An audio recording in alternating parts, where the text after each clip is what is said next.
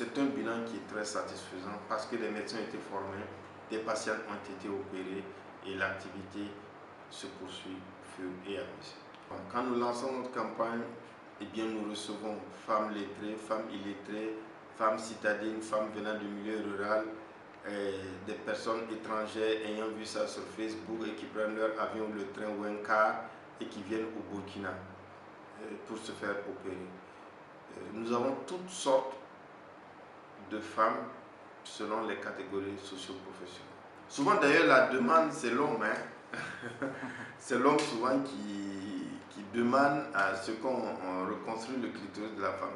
Bien sûr nous prenons le désir de la femme comme condition essentielle. Même si l'homme veut que la femme dit qu'elle ne veut pas, nous n'accédons pas à la demande.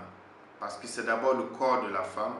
Et si la femme pense qu'elle a besoin de cette reconstruction, eh bien elle vient pour la reconstruction. Ce n'est pas obligatoire.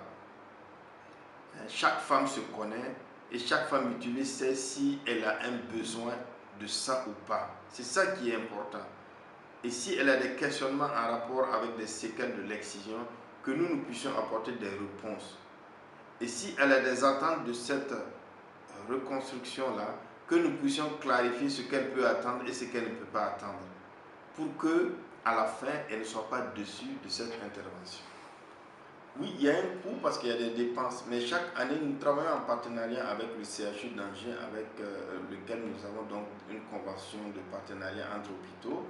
Et chaque année, quand nos confrères arrivent, ils viennent avec un certain nombre de consommables qui permettent donc de réduire la contribution des femmes. Tout ce qui est gants, compresses, solutés, antiseptiques, bistouri, fils, tous ces produits-là, les femmes n'achètent pas. Les casaques, les chants, les femmes n'achètent pas. Ce qu'elles payent, c'est le tarif de l'acte à la caisse de l'hôpital. Et nous pensons qu'à Yalgado, ça devait faire quelque chose de 8500 francs comme ça. Et en dehors de ça, on leur donne une ordonnance post-opératoire pour les différents soins qu'elles doivent poursuivre à la maison. Le mot que je dois leur dire à toutes ces femmes-là, c'est d'abord que nous avons des solutions pour leurs problèmes. Nous avons des solutions qui vont depuis le conseil jusqu'à l'acte chirurgical pour réparer quelque chose qui a été endommagé.